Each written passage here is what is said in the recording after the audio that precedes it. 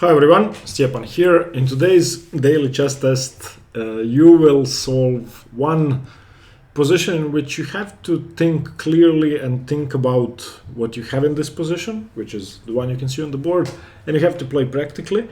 And the second one will be one of the most amazing endgames I've ever attempted to solve, sadistically hard and extremely instructive. Okay, so the rules you can see on the board: solve the positions over a real board, time yourself. I would suggest 15 minutes per position.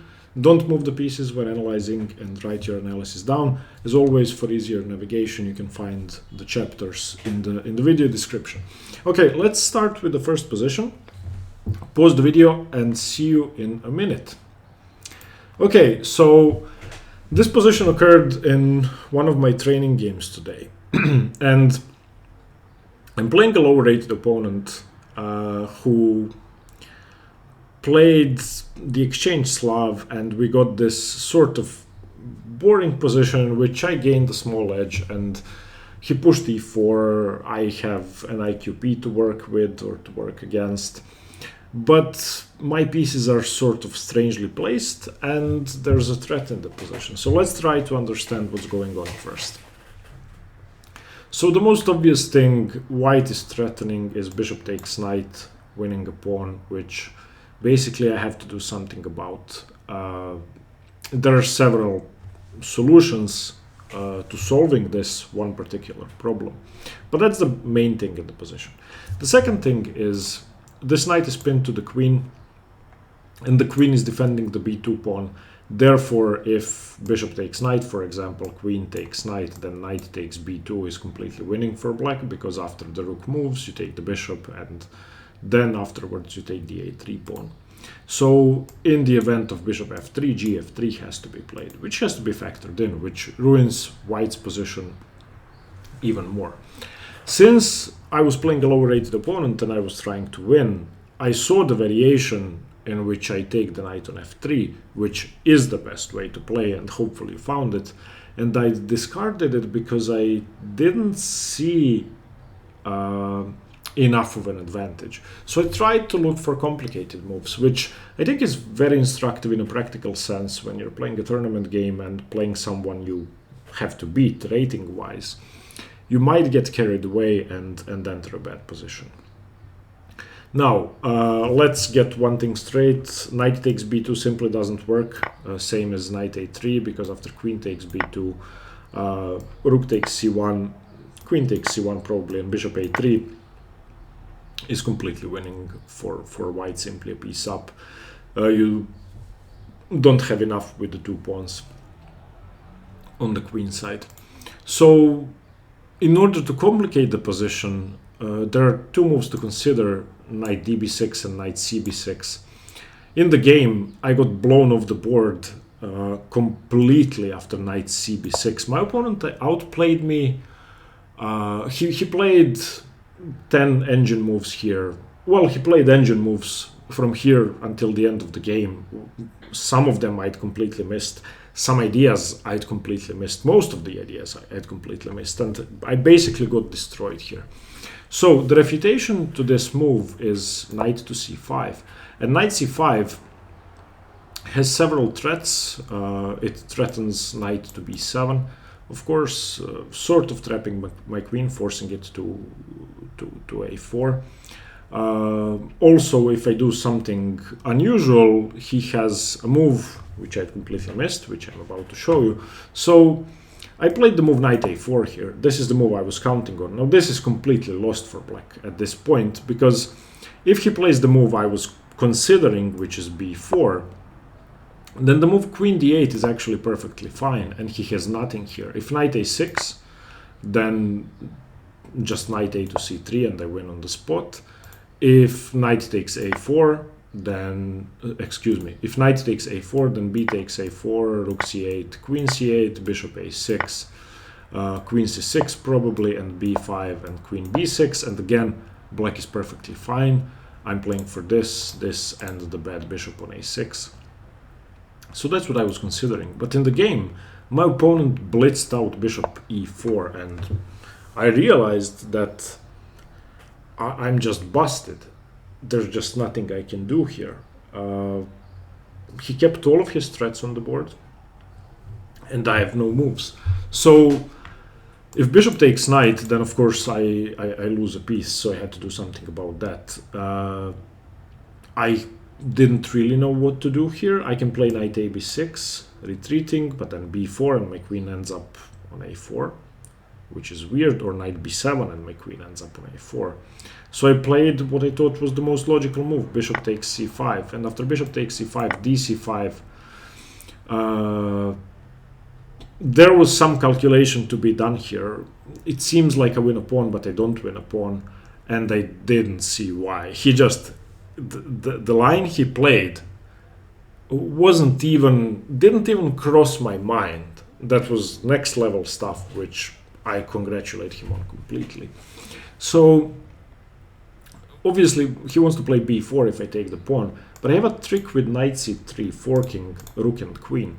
So what I was looking at is rook c5. If b4 straight away, then I can take the rook, takes, and knight to c3. Obviously the queen hangs with check, so no, not this knight, this one, so that I can take on a3. And this should be perfectly fine for me. If he attacks my knight, I can defend it again. I can take on a3. So I thought this would be okay. But this was the less likely option. After rook takes c5, rook takes c5 was I was looking at, and that's what happened in the game. Knight takes c5, b4, and knight c3. And here I thought again, I may get 3 pawns for a piece, which is fine, but everything is hanging, and it seemed okay to me. Obviously, if he takes my queen, I take his with check, and I should be okay, and then I take the bishop. If he moves the queen to b2, then I can take on d1, attacking the queen. Again, he loses. If he moves the queen to a2, I take the queen. If he moves the queen to c2, I take on a3, and this is the variation in which if he now takes on c5, I can take on e4, and I should be okay here. I thought this was perfectly playable for me. I have 2 passed pawns on the queen side and an extra pawn on the king side. However, after knight c3, he played bishop h7, and I realized that it's game over. Obviously, if I take the bishop, queen check takes my queen, so king h8, and now queen e5. And that's it. That's it. There are no moves. I found a way to try and survive, which is queen a4, and he should have just taken here, and I would have resigned, because after queen d1 check, king h2, there's no way to prevent mate. I was considering queen d5 when I played queen a4, but he just plays bishop f5 check, and that's it. But he played an even better move, rook d2, and again, that's something I'd completely overlooked. I have 3 pieces hanging, so I took here, and he played queen takes c3, which is, I guess, okay. Knight e4, queen takes bishop, and now if I take the rook, he plays queen h5, so I have to play knight here. Queen h5 anyway, knight takes h7, and here he played bishop d6, and it's all over. Rook e8, queen takes f7, knight f6. Now he probably should play this, and it's mate, but he played an even better move once again, which I didn't consider, bishop e5.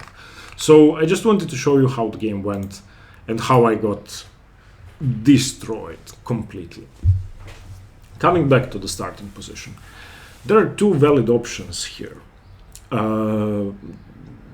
Queen b6 is one of them, and it's kind of counterintuitive because it transposes, but it's a bit weirder to play queen b6 here.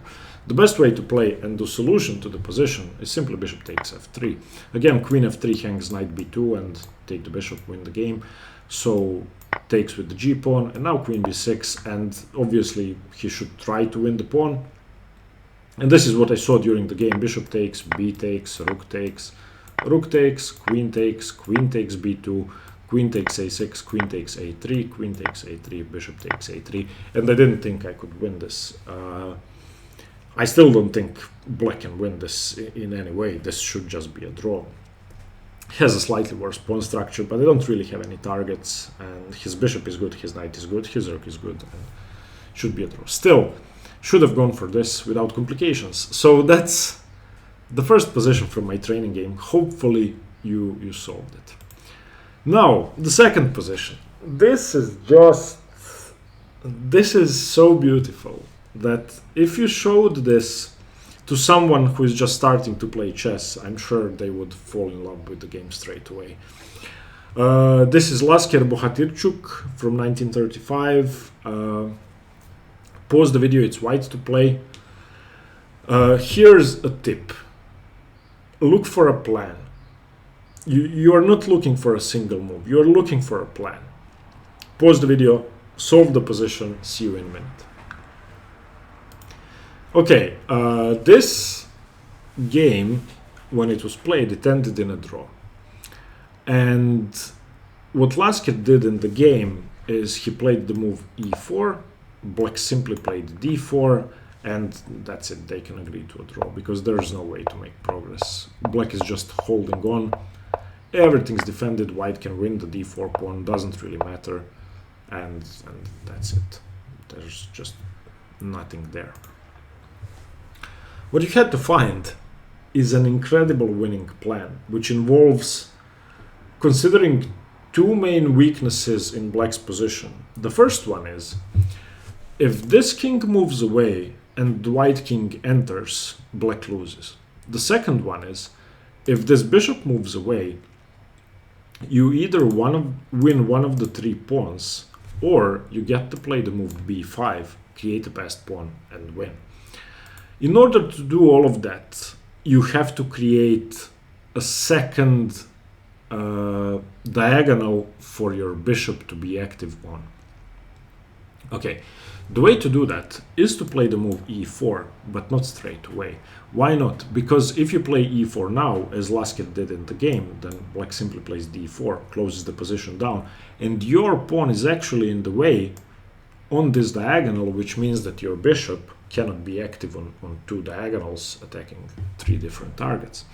So what you had to find was getting your king over here and then pushing e4, because if e4 is played, then d4 simply cannot be played because your king is on d4. So what you had to do is prevent d4 by getting your king there. The easiest way is king g5.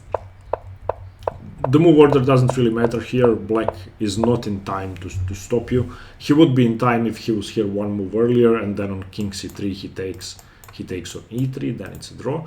But now there's just no way to prevent e4 without d4 being played. So king g4, e4, and this is the first part of the plan done. The easy part to see from here on is that if black doesn't take on e4, then you play e takes d5, and however he captures, he simply loses. E takes d5, king e3, and what you're going to do, you're going to shoulder the king away, and eventually just queen your pawn. This was Zugzwang already. It's just the pawn is hanging on a6 and it's all over. So against e4, black has to take. This was the easy part. So takes, bishop takes, immediately attacking one target. And now you can see that this bishop is able to attack all three pawns. And the second part of the plan is slightly harder. Okay, so bishop b7 defending the pawn. Now what you have to do, and this was the hard part for me, I found the first part straight away. Now you have to get black in Zugzwang in a way that he has to prevent A, white from taking one of the pawns with his bishop, B, white from playing b5 in a favorable moment, C, white from shouldering the black king out. All three options win. You have to get him into Zugzwang in which he has to allow one of them. So let's start. King e3, preventing king f4. That's very important because in some cases your e5 pawn is hanging. So king g5. And now bishop to b1, forcing black to make a decision. Now if he plays bishop a8, for example, then you can play bishop a2, but then king f5, and then probably a draw. But against bishop a8, you can simply play b5, and that's it. There is no way to save the position now. There are three options. If a b5, then a6, and obviously that's it. You're just going to reroute your bishop to b7 and win. If cb5, then bishop to e4, again getting the bishop away from the defense, and your c pawn is going to queen. And if b5, bishop to b7, then you can simply take on c6, bishop takes c6, and again bishop to e4, and it's game over. After bishop d7, you can play bishop b7 and queen your pawn. So against bishop to b1, bishop a8 is really not an option. Not an option. Moving the king away doesn't really help matters, doesn't really do anything, because you're going to, if for example king to g4, then the bishop goes around this way, wins the pawn, and it's game over. Again, game over. If for example bishop to c8 here, then you just play here, and that's it. And now you're going to put him in Zugzwang again. So against bishop b1, the best move is bishop to c8, trying to defend everything. And now we put him into Zugzwang. Bishop to d3, attacking one pawn, making bishop d7 impossible. Again, if the king wanders away this way, then we do this. If the king wanders up, we shoulder the king away, so that's another win condition. So black just waits again, bishop to b7, saying, well, you have nothing. Okay. If, yeah, and now you play bishop to e4. And now black is forced to make a concession. There's basically nothing he can do to prevent you from following through with one of your three plans. So again, one plan is take the pawn. So for example, if bishop c8, you take the pawn. If the king moves away, then you shoulder it out. If the king moves in a way that you cannot shoulder it out, then you go bishop g6 and win the pawn. So the only sensible move is bishop to a8, seemingly. And once the bishop gets to a8, again, we have this trick with b5 and we win. Obviously, c takes now loses the bishop. Black cannot allow you to take on c6. If bishop b7, then bc6 wins. So black takes, a takes b5, and now a6, and that's it. That's the game. b4 is probably the only move, and now bishop to c2 stopping the pawn. The bishop cannot move at all. The king will have to allow you in some way, and you win. Coming back to this position after bishop e4, which is Zugzwang, let me just prove that the other two winning methods work. So if king g4, stopping you from shouldering the king out, then bishop to g6, king g5 seems most sensible, bishop to f7. Now bishop c8 is what I was looking at. If king to f5, again bishop to e8, so let's look at bishop to c8, and now simply bishop to e8, and that's it. King f5, you play king d4, and one of the pawns is going to drop. It's going to be Zugzwang again. If after bishop e4 the king goes to h5, preventing bishop g6, then king f4, king h6, king g4, king g7, king g5, king f7, king h6, let's say king e8, king g7, king e7, king g6, king e8, and king f6, and you win. So in this starting position, and again, this is an almost immortal endgame. The first part you had to see is that black can do nothing to prevent you from getting your king to d4 and playing e4. Once you do that, black has to take, you take with the bishop, and then you Zugzwang him to make sure that if he goes here, he loses. If he goes here, he loses. If he goes here, he loses. Here you take the pawn, and here we saw what happens, b5, and that's it. This is just a brutal endgame. Lasker didn't find it, so don't feel bad if you didn't find it either. I'm guessing you found the first part easily. The second part, just review it, go over your analysis. This is extremely instructive. Hopefully you got something from today's test. Hopefully you solved at least the first position, which I didn't manage during the game. I saw the correct variation and I discarded it because of, I don't know, stupidity. And see you tomorrow. Thank you for watching. Stay tuned for more chess. Bye bye.